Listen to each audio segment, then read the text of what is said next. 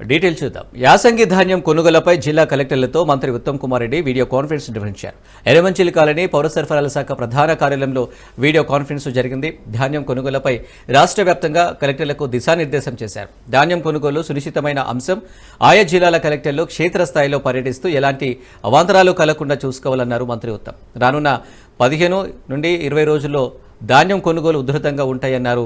ఈ సమయంలో అధికార యంత్రాంగం అప్రమత్తంగా ఉండాలని, గోడౌన్లు అందుబాటులో లేని చోట అందుబాటులో ఉన్న మిల్లులకు ధాన్యం తరలించాలన్నారు. ఇక సన్నాలకు సత్వరమే బోనస్ చెల్లింపులు చేయాలని, ధాన్యం కొనుగోలు చేసిన వెంటనే రైతుల ఖాతాలో నగదు జమ చేయాలన్నారు.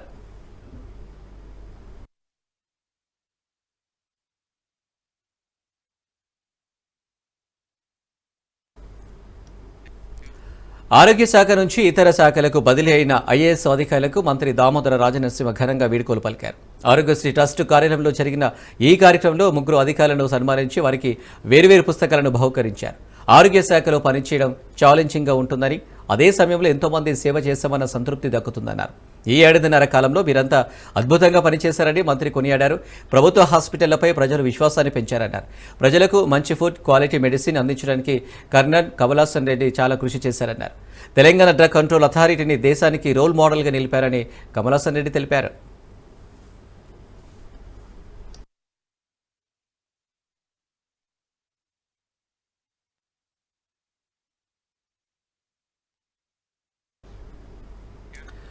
ప్రపంచంలో అతిపెద్ద కుంభకోణం భూదాన భూముల కుంభకోణం అని అఖిల భారత సర్వ సేవా సంఘ్ మేనేజింగ్ ట్రస్టీ మహదేవ్ అన్నారు. అఖిల భారత సర్వోదయ మండలి జాతీయ అధ్యక్షుడు వెదిరి అరవింద్ రెడ్డి విజ్ఞప్తి చేశారు. తెలంగాణ భూదాన్ యజ్ఞ బోర్డును ఏర్పాటు చేసి 2 ఏళ్లలో భూదాన భూములను పేదలకు పంపిణీ చేయాలని విజ్ఞప్తి చేశారు. భూదాన భూముల పరిరక్షణ కోసం ఇటీవల రాష్ట్ర ఉన్నత న్యాయస్థానం హైకోర్టు ఇచ్చిన ఉత్తర్వులను చేపట్టిన చర్యలను సర్వోదయ మండలి స్వాగతిస్తుందన్నారు.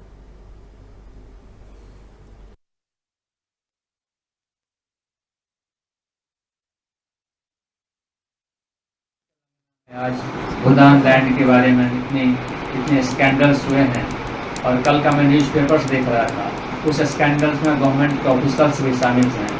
हाईकोर्ट ने कहा है, हाईकोर्ट का बहुत सारे IAS ऑफिसर्स या उनके रिलेटिव्स जिन लोगों ने भूदान का लैंड खरीदा है. As per the law Bhoodan land can not be sell और परचेज, और सुप्रीम कोर्ट का जजमेंट है Bhoodan land only for the landless agriculture labourer of the same village. लेकिन मैंने यहाँ पर पिछले कई सालों से as per the media reports and newspapers about 3,500 crore Bhoodan scandal is done here, which is very sad. मैंने कुछ साल पहले जब KCR यहाँ के मुख्यमंत्री थे तब यहाँ के स्कैंडल के बारे में लिखा था, तो मैं उनको धन्यवाद देना चाहता हूँ. उन्होंने गांधी भवन में जो भूदान की ऑफिस थी वहाँ पर रेड किया और जी राजेंद्र रेड्डी नाम का जो व्यक्ति जो अपने को अध्यक्ष बता रहा था उसको अरेस्ट किया और पूरे भूदान ऑफिस को सेक्रेटरीट में ले गए. तो मैं गवर्नमेंट से और कंसर्न लोगों से अपील करता हूँ कि इस पर तुरंत एक्शन लें और उसको डिस्ट्रीब्यूट करें. భూదాన ఉద్యమంతో కానీ, భూదాన బోర్డుతోటి కానీ, భూదాన ఉద్యమంలో పనిచేసిన వాళ్ళతోటి కానీ ఎటువంటి సంబంధం లేదు. భూదాన రామచంద్రారెడ్డి గారి కుటుంబ సభ్యులతో కూడా ఏమి సంబంధం లేదు అనేది వారు ఖచ్చితంగా చెప్పారు. మేము అదే చెప్తున్నాం. సో వారు ఏమైనా చేసిందంటే ఒక ఫోర్జరీ లెటర్ తోటి తెలంగాణ భూదాన యజ్ఞ బోర్డు చైర్మన్ గా వారు అపాయింట్ అయినారు. డాక్టర్ వీణా బెయిన్ అనే వారితో లెటర్ తీసుకొచ్చి వారు అపాయింట్ కాగానే వీరు అధ్యక్షులు ఉండేటప్పుడు గవర్నమెంట్ లో సీఎం గారికి, గవర్నర్ గారికి, చీఫ్ జస్టిస్ ఆఫ్ ఆంధ్రప్రదేశ్ వారికి కంప్లైంట్ చేస్తే ఇమీడియట్లీ గవర్నమెంట్ అతన్ని తీసేస్తే మళ్ళీ స్టే తెచ్చుకున్నాడు. తర్వాత ఈ జియో తోటి ఆయన తప్పు లెటర్స్ అని ప్రూవ్ అయినాక జియో నెంబర్ 5960 ఆయన తీసేస్తే దాన్ని కోర్టుకు వెళ్ళినాడు. కోర్టుకు వెళ్తే రీసెంట్ గా లాస్ట్ ఆగస్ట్ లో దాన్ని ఆయనను రద్దు చేయబడ్డది సబబే అని హైకోర్టు వల్ల తీర్పిచ్చింది. ఆయన మీద ఉన్న క్రిమినల్ కేసెస్, ఆయన అన్యాక్రాంతం చేసిన భూములు అవన్నీ సబబే అని హైకోర్టు తీర్పిచ్చింది. అన్యాక్రాంతమైన భూములను ఎందుకు వెనక్కి తీసుకోలేదు? గవర్నమెంట్ విజ్ఞప్తి, ఆయన హైకోర్టు తీర్మానం ఇచ్చింది, ఆయన మీద చర్యలు తీసుకోవాలి. ఇదే కాకుండా పోయిన 10 ఏళ్లలో జరిగిన భూదాన్ భూముల అన్యాక్రాంతం బాగా జరిగింది. ఆ జరిగిన భూములను వెనక్కి తీసుకోవాలి, భూదాన్ భూములను కాపాడాలి. భూదాన్ భూముల కేసుకు సంబంధించి సీనియర్ ఐఏఎస్ అధికారులు మహేష్ భగవత్, స్వాతి లాక్రా, సౌమ్య మిశ్రాలకు తెలంగాణ హైకోర్టులో ఊరట లభించలేదు. ఈ వివాదంలో హైకోర్టు సింగిల్ బెంచ్ ఇచ్చిన ఉత్తర్వులపై స్టే విధించాలని కోరుతూ వారు దాఖలు చేసిన పిటిషన్ను డివిజన్ బెంచ్ తోసిపుచ్చింది. తదుపరి వాదనలను సింగిల్ బెంచ్ ముందే వినిపించాలని ధర్మాసనం స్పష్టం చేసింది. రంగారెడ్డి జిల్లా మహేశ్వరం మండలం నాగరం గ్రామంలోని సర్వే నంబర్లు 181, 182, 194, 195లో గల భూదాన్ భూములను ఐఏఎస్, ఐపీఎస్ అధికారులు ఇతరులు అక్రమంగా పొందారనే ఆరోపణలు వచ్చాయి. ఈ ఆక్రమణలపై విచారణ జరపాలని కోరుతూ బిర్లా మల్లేష్ అనే వ్యక్తి హైకోర్టులో పిటిషన్ దాఖలు చేశారు. మానవతావాది, సంఘ సంస్కర్త, కుల, మత, వర్గ, వర్ణ వ్యవస్థను రూపుమాపడానికి నిర్విరామ కృషి చేసిన దార్శనికుడు బసవేశ్వరుడి జయంతి సందర్భంగా మాజీ మంత్రి హరీష్ రావు రాష్ట్ర ప్రజలకు శుభాకాంక్షలు తెలిపారు. మహిళా సాధికారత కోసం, బడుగు బలహీన వర్గాల సమానత్వం కోసం, అస్పృశ్యత నివారణ కోసం మతఛాందన వాదులను వ్యతిరేకించిన మహానీయుడు బసవేశ్వరుడని ఆయన కొనియాడారు. బసవేశ్వరుడి స్ఫూర్తి అందరికీ చాటేలా కేసీఆర్ బసవేశ్వర జయంతిని అధికారికంగా నిర్వహించారని గుర్తు చేశారు. హైదరాబాద్ నడిబొడ్డున ఉన్న ట్యాంక్ బండ్పై బసవేశ్వరుడి కాంస్య విగ్రహాన్ని ఏర్పాటు చేశారని, కోకాపేటలోని అత్యంత ఖరీదైన ప్రాంతంలో బసవ భవన్ నిర్మాణానికి 10 కోట్లు కేటాయించారని చెప్పారు. సమసమాజ స్థాపనకు బాటలు వేసిన బసవేశ్వరుడు చూపిన మార్గంలో నడవడమే మనం ఆయనకిచ్చే నిజమైన నివాళి అని చెప్పారు. కేంద్ర ప్రభుత్వ పథకాల అమలుపై రాష్ట్రాల ప్రభుత్వాల ప్రధాన కార్యదర్శులతో ప్రధానమంత్రి నరేంద్ర మోడీ నిర్వహించిన ప్రగతి సమావేశంలో రాష్ట్ర ప్రభుత్వ ప్రధాన కార్యదర్శి కె రామకృష్ణరావు పాల్గొన్నారు. వీడియో కాన్ఫరెన్స్ ద్వారా ప్రధానమంత్రి నిర్వహించిన ఈ సమావేశంలో కేంద్ర ప్రభుత్వం అమలు చేస్తున్న వివిధ పథకాల పురోగతిపై సమీక్షించారు. రాష్ట్ర సచివాలయం నుండి రాష్ట్ర ప్రభుత్వ ప్రధాన కార్యదర్శి రామకృష్ణరావుతో పాటు ప్రభుత్వ ప్రత్యేక ప్రధాన కార్యదర్శి జేఎస్ రంజన్ కూడా పాల్గొన్నారు.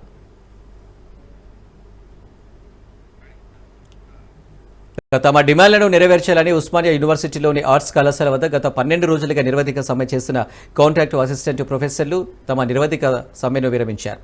తాము చేస్తున్న నిరవధిక సమ్మె వల్ల రాష్ట్ర వ్యాప్తంగా అన్ని యూనివర్సిటీలో విద్యా వ్యవస్థ స్తంభించిపోయి కుంటుపడిందన్నారు. తాము చేస్తున్న నిరవధిక సమ్మెకు సీఎం రేవంత్ రెడ్డి స్పందించి స్కేల్లో కూడిన ఉద్యోగ భద్రత కల్పిస్తారని హామీ ఇచ్చారన్నారు. తాత్కాలికంగా సమ్మెను విరమించాలని సూచించారన్నారు. సీఎం ఇచ్చిన హామీతో ప్రస్తుతానికి తమ సమ్మెను విరమిస్తున్నామని ప్రకటించారు. 2 నెలల్లో సీఎం రేవంత్ రెడ్డి ఇచ్చిన హామీ ప్రకారం ప్రభుత్వం నుంచి ఖచ్చితమైన జీవో విడుదల అవ్వకపోతే మళ్లీ నిరవధిక దీక్షకు కూర్చుంటామని తెలిపారు. 12 విశ్వవిద్యాలయాలలో పనిచేస్తున్నటువంటి కాంట్రాక్ట్ టీచర్లని రెగ్యులరైజ్ చేయాలని చెప్పేసి గత 12 రోజులుగా నిరవధిక సమ్మెలని నిర్వహిస్తున్నాము. ఈ నిరవధిక సమ్మెలో భాగంగా 12 యూనివర్సిటీలు ఎక్కడికక్కడ స్తంభించిపోయి విద్యా వ్యవస్థ కుంటుపడింది. దాని ఆధారంగా తీసుకొని ఇమీడియట్గా సీఎం గారు స్పందించి మా కాంట్రాక్ట్ టీచర్లకి స్కేల్తో కూడినటువంటి ఉద్యోగ భద్రతను కల్పిస్తానని చెప్పేసి వారు స్వయంగా హామీ ఇచ్చారు. ఈ ప్రాసెస్ చేయడానికి కొంత సమయం పడుతుంది కాబట్టి తాత్కాలికంగానైనా మీరు ఈ ఉద్యమాన్ని ఆపండి అని చెప్పేసి సీఎం గారు సూచించడం జరిగింది. సీఎం గారి యొక్క సూచనల మేరకు మేము ఈ నిరవధిక సమ్మెను తాత్కాలికంగా విరమిస్తున్నాము. నెల రోజుల వ్యవధిలో ఖచ్చితంగా మేము ఏదైతే యూజీసీ పే స్కేల్ అడుగుతున్నామో, ఉద్యోగ భద్రత అడుగుతున్నామో వాటిని ప్రభుత్వమే డిమాండ్ల పైన పరిష్కరించి మాకు జీవో ఇస్తారని చెప్పేసి వాళ్ళు మాకు హామీ ఇచ్చినారు. ఈ రోజు మేము టెంపరరీ బ్రేక్ ఇవ్వడం జరిగింది. దీని వెనకాల ముఖ్యమైన కారణము మన ఆనరబుల్ చీఫ్ మినిస్టర్ గారు మాకు ఫేవరబుల్ గా ఉన్నారు కాబట్టి ఆయన వర్బల్ గా చెప్పడం జరిగింది మా మిత్రులతో కలిసిన తర్వాత. దాని తర్వాత మా కౌన్సిల్ చైర్మన్ కూడా వాళ్ళు ప్రయత్నాలు చేస్తున్నారు, మా డిమాండ్స్ కి పూర్తి చేస్తారని హామీ ఇచ్చిన తర్వాత మేము ఈ రోజు మా ఇండెఫినెట్ స్ట్రైక్ కి టెంపరీగా క్లోజ్ చేస్తున్నాం. వచ్చే 1 month లో మా డిమాండ్స్ ఫుల్ఫిల్ అవుతుందని మేము కోరుకుంటున్నాం. గ్రూప్ 1లో భారీ ఎత్తున అక్రమాలు జరిగాయని కేంద్ర మంత్రి బండి సంజయ్ వినతులు వెల్లువెత్తాయి. భారీ ఎత్తున అవినీతి, అక్రమాలు, తప్పిదాలు జరిగాయని అభ్యర్థులు ఆందోళనకు దిగారు. వారి ఆందోళనలో జోక్యం చేసుకోవాలని బండి సంజయ్కి వినతులు సమర్పించారు. దీంతో అభ్యర్థుల ఆందోళనను పరిగణలోకి తీసుకున్న బండి సంజయ్ టీజీపీఎస్సీ చైర్మన్ బుర్ర వెంకటేశంకు స్వయంగా లేఖ రాశారు. అభ్యర్థులు లేవనెత్తిన సందేహాలను ఆ లేఖలో ప్రస్తావించారు. వారం రోజుల్లో సమగ్ర సమాచారాన్ని అందించాలని టీజీపీఎస్సీని కోరారు. మేడ్చల్ జిల్లా చెర్లపల్లి రైల్వే టెర్మినల్లో మౌలిక వసతులు కల్పించి ట్రాఫిక్ సమస్యలను పరిష్కరించి రోడ్ల విస్తరణను చేపట్టాలని డిమాండ్ చేస్తూ చెర్లపల్లి రైల్వే టెర్మినల్ ముందు బీజేపీ నాయకులు ధర్నా నిర్వహించారు. తెలంగాణ ప్రభుత్వం మొద్దునిద్రలో ఉందని ఉప్పల్ మాజీ ఎమ్మెల్యే ఎన్వీఎస్ఎస్ ప్రభాకర్ అన్నారు. భారత ప్రభుత్వం 450 కోట్లతో చెర్లపల్లి టెర్మినల్ నిర్మించి వర్చువల్గా 4 నెలల క్రితమే మోదీ చేతుల మీదుగా ప్రారంభించినా ఇంతవరకు రాష్ట్ర ప్రభుత్వం ప్రయాణికులకు కనీస వసతులు కల్పించకపోవడం సిగ్గుచేటన్నారు. రోడ్లు, వీధి లైట్లు, బస్సు సౌకర్యం, కనీస వసతులు లేక ప్రజలు ఇబ్బందులకు గురవుతున్నారని ఆవేదన వ్యక్తం చేశారు. 15 రోజుల్లో ప్రజలకు కావాల్సిన వసతులు కల్పించకపోతే రాష్ట్ర ప్రభుత్వాన్ని అష్టదిగ్బంధనం చేస్తామని హెచ్చరించారు.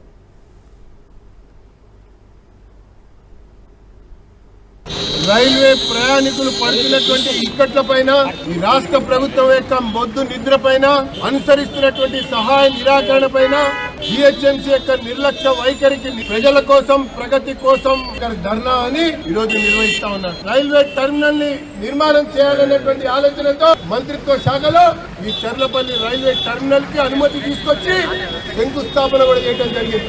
ఆ తర్వాత శంకుస్థాపన ద్వారా నిర్మాణం చేపట్టి నిర్మాణం పూర్తి చేసి దేశంలోనే అతిపెద్ద అత్యధికమైనటువంటి సాంకేతిక పరిజ్ఞానం కలిగినటువంటి టెర్మినల్ గా దీన్ని విస్తరింపజేసి స్వయంగా ప్రధానమంత్రి చేతుల మీదుగానే వర్చువల్ గా దీన్ని వారు జాతికి అంకితం చేశారు. జాతికి అంకితం చేసి 3 మాసాలు దాటింది. మరి ఆ రోజు ప్రభుత్వం పాల్గొన్నటువంటి జిహెచ్ఎంసీకి సంబంధించినటువంటి అధికారులు యుద్ధ ప్రాతిపదిక మీద చర్యలు చేపడతామని చెప్పని మరి ఈ రోజు వరకు కూడా బస్సుల సంఖ్యని చెర్లపల్లి టెర్మినల్ కి తీసుకురాలేదు, వేయలేదు. రైల్వే ప్రయాణికులు పడుతున్నటువంటి పాటలు అంతా ఇంత కాదు. ఇక్కడి నుంచి చెర్లపల్లి టెర్మినల్ నుంచి మరి మోడీ గారు చెప్పినట్టుగా, రైల్వే శాఖ అశ్విని వైష్ణవ్ గారు చెప్పినట్టుగా 25 ట్రైన్స్ ప్రతిరోజు ఇక్కడే ఆగుతా ఉన్నాయి. ఇక్కడి నుంచే మొదలవుతా ఉన్నాయి. ఇక్కడి నుంచే ప్రత్యేక స్పెషల్ ట్రైన్స్ కూడా ప్రారంభమవుతా ఉన్నాయి.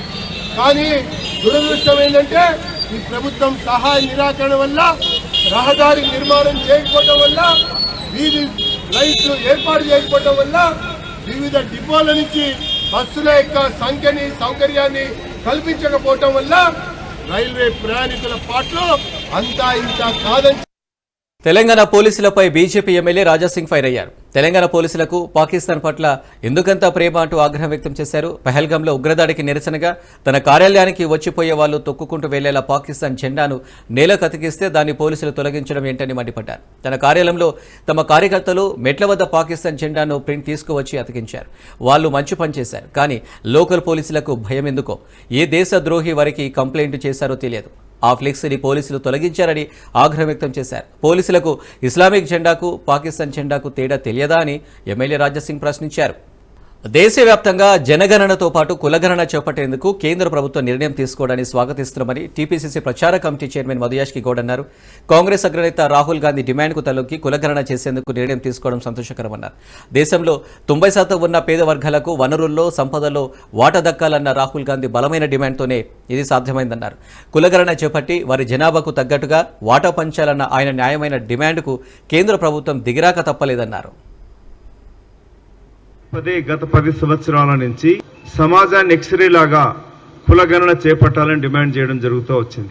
బ్రిటిష్ కాలంలో 1931 తర్వాత కులగణన ఎక్కడ జరగలే. బీహార్ రాష్ట్రం జరిగినా కూడా దాన్ని పటిష్టంగా నిర్వహించలే. మొట్టమొదటిసారి తెలంగాణలో కాంగ్రెస్ పార్టీ ప్రభుత్వం ఎన్నికలలో హామీ ఇచ్చినట్టుగా రాహుల్ గాంధీ గారు ఆలోచన అన్న విధంగా ముఖ్యమంత్రి రేవంత్ రెడ్డి గారు కులగణన చేపట్టి తెలంగాణలో బీసీలకు 42% రిజర్వేషన్ కూడా కల్పించాలని కేంద్ర ప్రభుత్వానికి రిజల్యూషన్ చేసి పంపించడం జరిగినది. ఇవాళ కేంద్ర ప్రభుత్వం నిర్ణయం తీసుకుంటూ రేపు జరగబోయే జనగణనలో కులగణన కూడా చేరుస్తామని చెప్పడం హర్షించదగ్గ విషయం, ఆహ్వానించదగ్గ విషయం.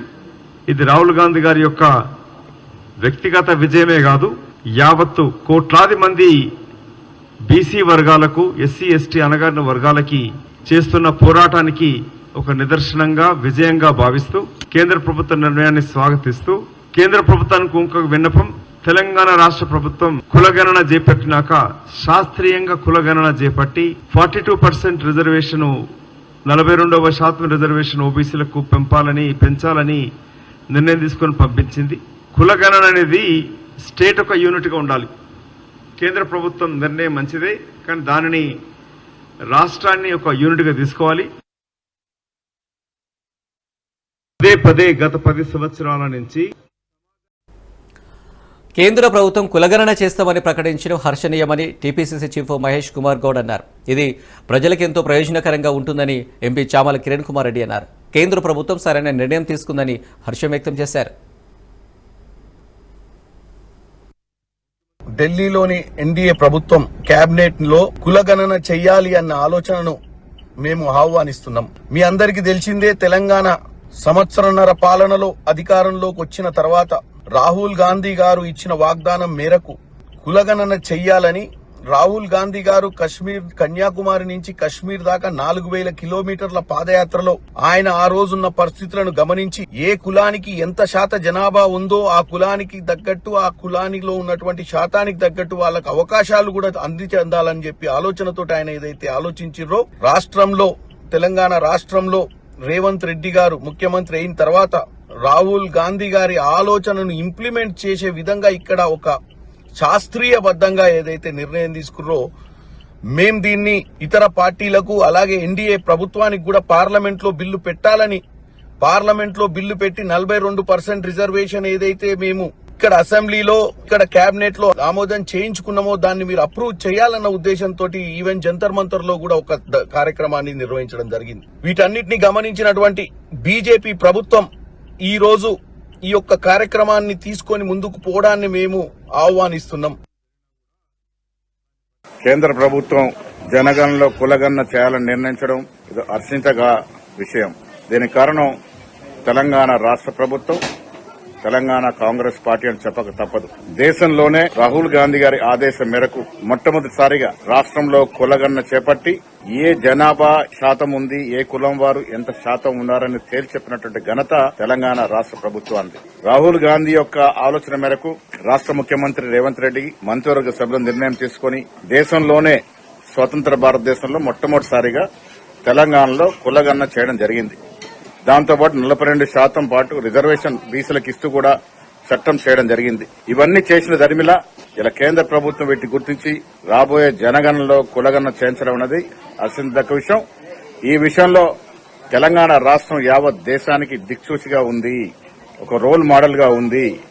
ఈ సందర్భంగా ఓబీసీల తరఫున నేను ఆనాడు ఈ యొక్క అంశాన్ని చేతబూని దేశవ్యాప్తంగా ప్రచారం చేసినటువంటి రాహుల్ గాంధీ గారికి, తక్షణమే దాన్ని అమలులోకి తీసుకొచ్చినటువంటి రేవంత్ రెడ్డి గారికి, బట్టి విక్రమార్క గారితో పాటు మంత్రివర్గ సభ్యులకి, శాసనసభ్యులకి, యావత్ తెలంగాణ కాంగ్రెస్ కార్యకర్తల తరఫున తెలంగాణ రాష్ట్ర ప్రభుత్వానికి అందరికి కూడా కేంద్రం జనగణన కులగణన చేపట్టడానికి నిర్ణయం తీసుకోవడం పట్ల రాష్ట్ర రవాణా శాఖ మంత్రి హర్షం వ్యక్తం చేశారు. తెలంగాణ ప్రభుత్వం సాధించిన విజయంగా వెల్లడించారు. సికింద్రాబాద్ తిరుమలగిరి ఆర్టీఏ కార్యాలయంలో ఏర్పాటు చేసిన రవాణా శాఖకు సంబంధించిన సారథి యాప్ను cantonment MLA Shri Ganesh, MP Anil Kumar Yadav ప్రారంభించారు. రవాణా శాఖ కేంద్రం రాష్ట్రాల్లో కలిపి నడిపించాల్సిన వ్యవస్థ అని ఎమ్మెల్యే అన్నారు. కేంద్రం తెచ్చిన వాహన సారథి పోర్టల్లో మనం భాగమయ్యామని, ఈ అనుసంధానం వల్ల ఫెడరల్ సిస్టంలో భాగమయ్యామన్నారు. ప్రమాదాల నివారణ కోసం రోడ్డు భద్రత అవగాహన కార్యక్రమాలు చేపట్టాం.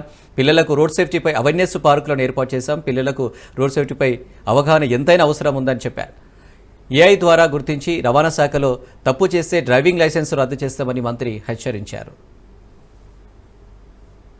రవాణా అనేటువంటి వ్యవస్థ రెండు రాష్ట్ర కేంద్ర సంబంధం కాబట్టి కొంత సాంకేతికమైనటువంటి వెసులుబాటుకు మరింత సౌకర్యంగా వాహనదారులకు కానీ లేదా డ్రైవింగ్ చేసేటువంటి వాళ్ళందరికీ కూడా ట్రాన్స్పోర్ట్, నాన్ ట్రాన్స్పోర్ట్ కన్వీనియన్స్ కొరకు ఈరోజు వాహన సారథిలో అనుసంధానం కావడం జరిగింది. దీని ద్వారా దేశవ్యాప్తంగా ఉండే సమాచారంతో పాటుగా దేశవ్యాప్తంగా తెలంగాణ రాష్ట్ర ప్రజలు కూడా అనుసంధానం కావడం ప్రారంభమైంది.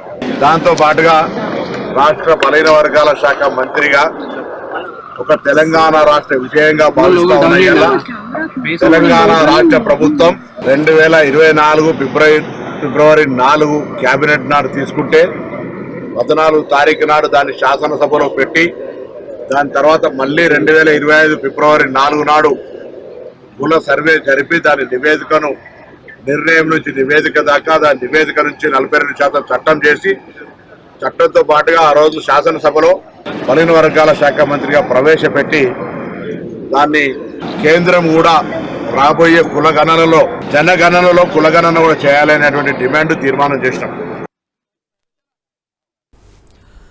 నేరాల నియంత్రణకు, శాంతి భద్రతల పరిరక్షణకు సీసీ కెమెరాలు ఎంతగానో ఉపయోగపడతాయని నార్త్ జోన్ డీసీపీ సాధన రష్మి పెర్మాల్ తెలిపారు. బోయిన్పల్లి పోలీస్ స్టేషన్ పరిధిలో జెమినీ ఎడిబుల్స్ ఫ్యాట్స్ సహకారంతో బోయిన్పల్లిలోని ప్రధాన రహదారులతో పాటు కూడళ్ల వద్ద నూతనంగా ఏర్పాటు చేసిన 123 కెమెరాలతో పాటు కమాండ్ కంట్రోల్ కేంద్రాన్ని ఆమె ప్రారంభించారు. శాంతి భద్రతల పరిరక్షణతో పాటు నేరస్తులను గుర్తించడంలో సీసీ కెమెరాలు కీలక పాత్ర పోషిస్తున్నట్టు తెలిపారు. ఒక సీసీ కెమెరా 100 మంది పోలీస్ సిబ్బందితో సమానమని, సీసీ కెమెరాల మూలంగా నేరాలు చేయాలంటే భయపడాల్సిన పరిస్థితి నేరస్తులకు ఏర్పడిందని అన్నారు.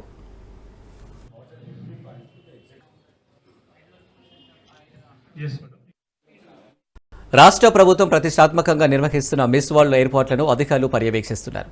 ఈ క్రమంలోనే GHMC commissioner RV Kannan Charminar పరిసర ప్రాంతాల్లో పర్యటించారు. ఏర్పాట్లపై అధికారులతో చర్చించి దిశానిర్దేశం చేశారు.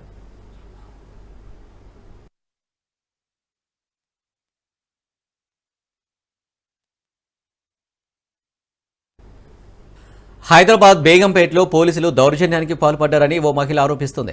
సివిల్ వివాదంలో ఇంటి యజమాని మహిళను బలవంతంగా ఇంట్లో నుంచి బయటకు వెళ్లగొట్టే ప్రయత్నం చేస్తున్నారని ఫిర్యాదు చేశారు. అయితే ఆమెకు న్యాయం చేయాల్సిన పోలీసులే ఆమెపై దౌర్జన్యానికి పాల్పడుతున్నారని ఆగ్రహం వ్యక్తం చేసింది. భారీగా ఆమె ఇంటి వద్ద పోలీసులు మోహరించి భయభ్రాంతులకు గురి చేస్తున్నట్లు మహిళ ఆరోపిస్తుంది. అయితే ఇందులో ఓ ఉన్నతాధికారి హస్తం ఉన్నట్లు మండిపడింది. తనకు న్యాయం జరపాలని ఆ మహిళ డిమాండ్ చేసింది.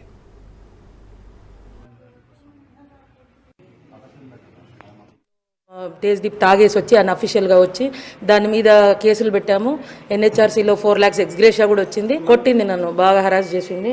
హరాస్ చేస్తే అప్పుడు పోలీసులు ఎంక్వైరీ చేశారు. బేగంపేట పోలీస్ నుంచి CCS, CID, NHRC ఇవన్నీ ఎంక్వైరీ చేసి నా మీద దాడి జరిగింది ఇదంతా నిర్ధారణ చేసి ఒక 4 lakhs ఎక్స్గ్రేషియా కూడా ఇచ్చింది NHRC.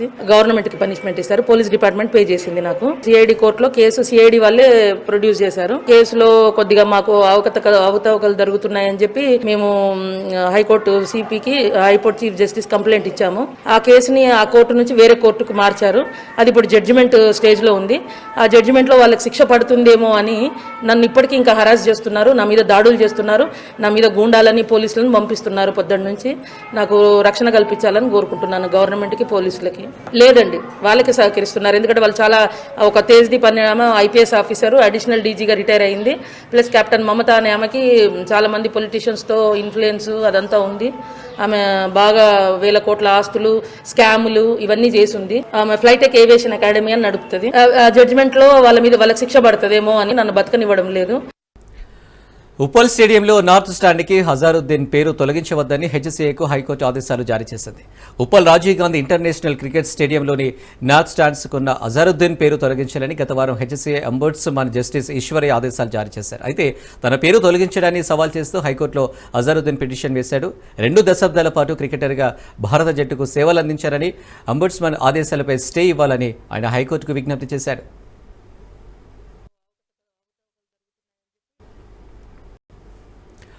MBBS సీట్లు ఇప్పిస్తానని విద్యార్థులను మోసం చేసిన ఘటన హైదరాబాద్ హయత్ నగర్లో వెలుగులోకి వచ్చింది. బాధితుల ఫిర్యాదుతో నిందితుడు చంద్రకాంత్ గౌడ్ని పోలీసులు అరెస్టు చేశారు. MBBS సీట్లు ఇప్పిస్తానని చంద్రకాంత్ గౌడ్ భారీ మొత్తంలో డబ్బులు వసూళ్లకు పాల్పడినట్టు గుర్తించారు. అయితే నిందితుడు తనకు పొలిటీషియన్స్, ప్రముఖులతో పరిచయాలు ఉన్నాయంటూ మోసాలకు పాల్పడినట్లు టాక్ వినబడుతుంది. ప్రధానంగా కరీంనగర్లోని ఆనందరావు మెడికల్ కాలేజీలో MS OBG సీటు ఇప్పిస్తానని ₹1 కోటి వసూలు చేసినట్లు సమాచారం. అయితే కాలేజీలో సీటు రాకపోవడంతో మోసపోయామని గుర్తించిన బాధితులు రాచకొండ పోలీసులను ఆశ్రయించారు. బాధితుల కంప్లైంట్తో రంగంలోకి దిగిన పోలీసులు చంద్రకాంత్ గౌడ్ను అదుపులోకి తీసుకుని విచారిస్తున్నారు. రంగారెడ్డి జిల్లా ఇబ్రహీంపట్నంలో ఎక్స్ప్రెస్ బస్సు ఆపేందుకు ఓ ప్రయాణికుడు చేసిన ప్రయత్నానికి మిగిలిన ప్రయాణికులకు ఇబ్బందులు కలిగాయి. బస్సు ఆపడం లేదని రాజేష్ అనే వ్యక్తి తన చేతిలో ఉన్న బాటిల్ విసరడంతో బస్సు అద్దం పగిలింది. దీంతో 80 మంది ప్రయాణికులతో వెళ్తున్న బస్సును అక్కడే నిలిపివేశారు. అయితే బస్సులో అప్పటికే ప్రయాణికులు నిండా ఉన్నారని ఆపేందుకు సమయం ఇవ్వకుండా నడి రోడ్డులో బస్సు ఆపాలని వేగంగా వెళ్లే బస్సుకు అడ్డొచ్చి బస్సు అద్దాలు పగలగొట్టారని డ్రైవర్ ఆవేదన వ్యక్తం చేశారు. బస్సుపై దాడి చేసిన వ్యక్తిపై ఇబ్రహీంపట్నం పోలీస్ స్టేషన్లో ఫిర్యాదు చేశారు.